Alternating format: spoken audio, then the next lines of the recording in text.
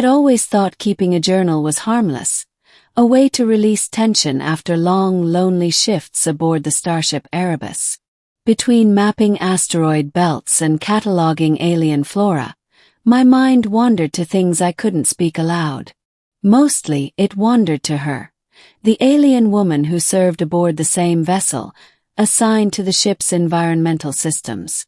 She was graceful in ways that seemed unnatural, moving with precision, eyes that flickered with quiet intelligence, and a smile that could make even the most disciplined officer lose focus. I wrote everything down in secret, fleeting observations, admiration I dared not speak, and thoughts about her form, her strength, the way she moved. I folded the sheets carefully, tucking them into the underside of my bed panel, certain no one would ever find them.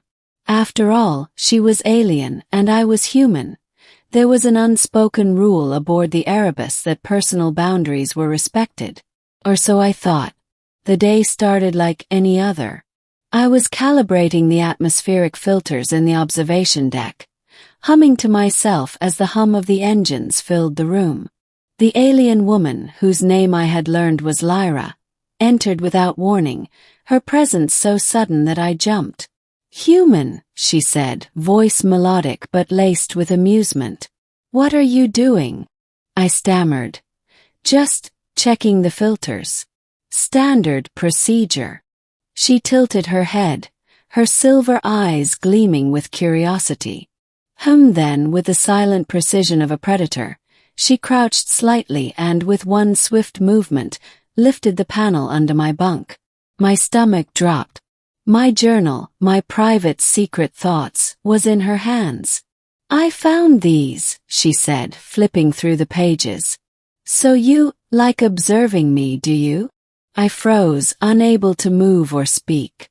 Her smirk wasn't threatening, but it was unsettling. It was the look of someone who had seen everything and now decided to play with the observer. It's nothing," I tried to say. My words faltered under the weight of her gaze. "Nothing," she repeated, her tone teasing. "These are not nothing. These are thoughts. About me." My face must have turned crimson. I didn't mean anyone to see. Especially not you."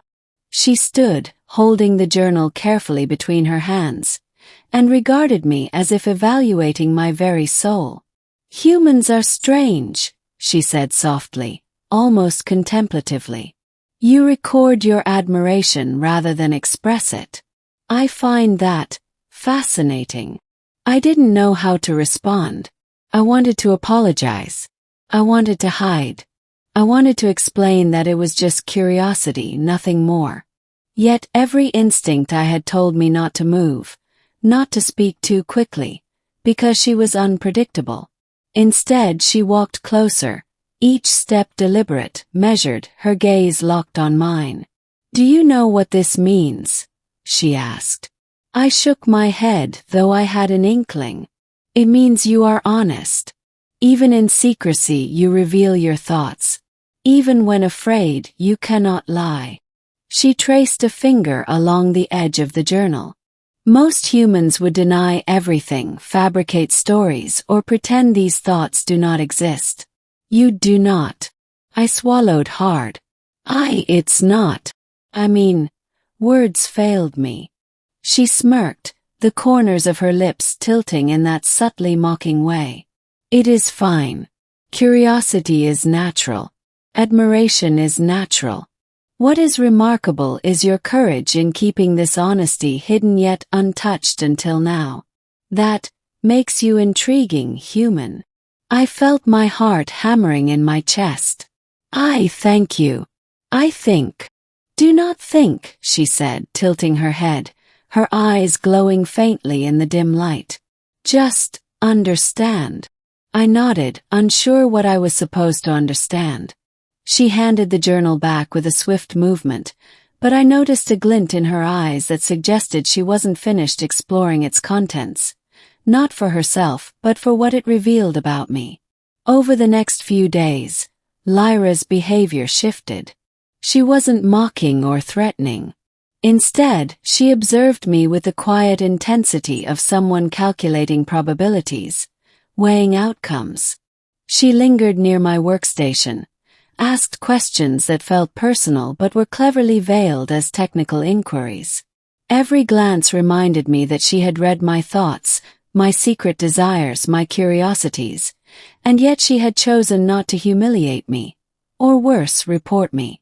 One evening, as the Erebus drifted near a luminous nebula, I found her sitting near the observation deck's viewport, gazing out at the swirling colors. I hesitated, then approached. "You're not upset?" asked cautiously. She turned, eyes reflecting the nebula's glow. "Upset? Why would I be upset? Curiosity, honesty. These are virtues. They make you interesting." I wasn't trying to be interesting, I admitted. Her lips curved into a faint smile. Humans are often unaware of how revealing their inner thoughts are.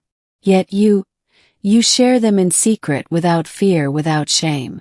That is rare. I felt my throat tighten. I didn't want to make things awkward between us. She leaned closer, her gaze sharp and unflinching. "Things are already awkward, human. But not in the way you think. You revealed your thoughts without being forced. That takes courage. I respect that." The following days were unlike any I had experienced aboard the Erebus.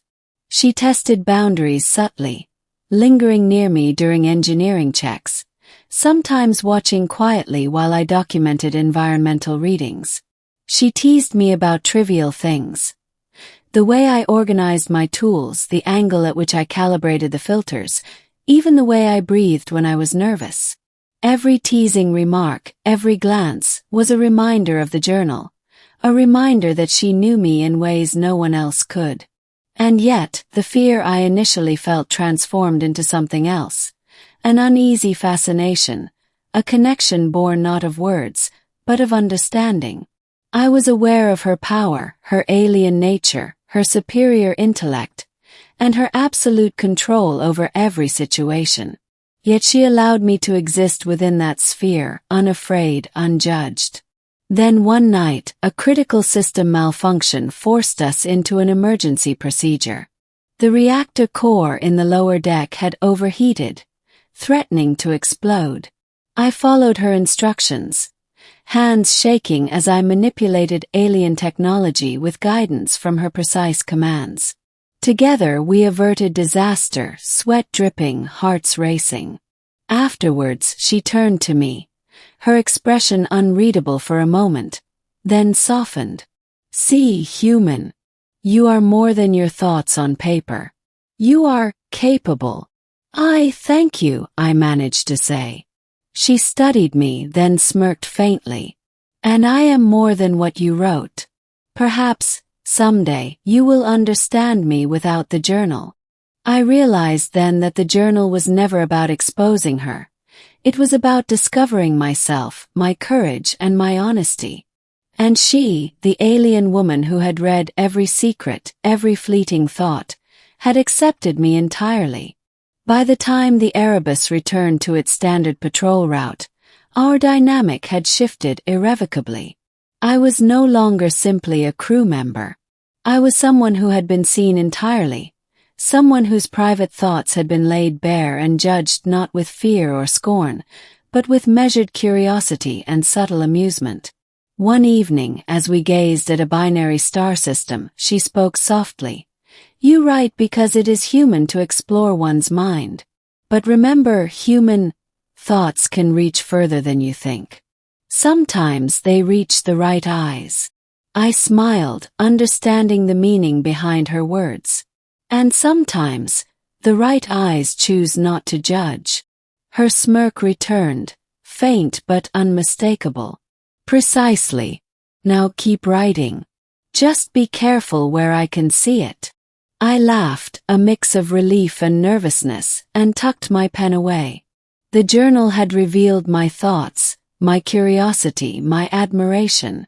But in doing so, it had revealed something even greater: the bond between human and alien, the respect that comes from honesty, and the power of vulnerability in a galaxy that often rewarded only cunning or cruelty. From that day forward, I continued my logs, more honest than ever, knowing that the alien woman had read them and chosen to accept me, unshaken. And for the first time, I felt that even in the infinite expanse of space, where danger and mystery lurked at every corner, trust and understanding could exist. Even between species separated by light years and centuries of difference. Sometimes I still catch her watching me with that faint smirk, a reminder that she knows more than I do about myself, and that somehow that knowledge is a gift rather than a threat.